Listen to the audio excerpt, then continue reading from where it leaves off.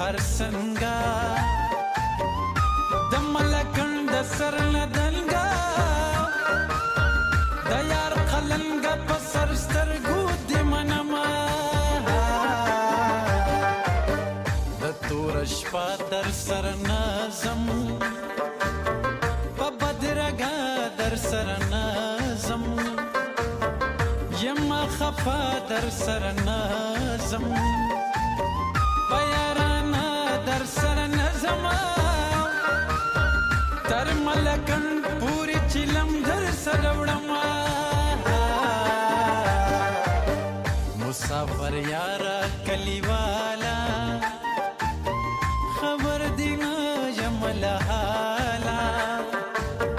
چی چرته یې اوسې خوشاله زما د زن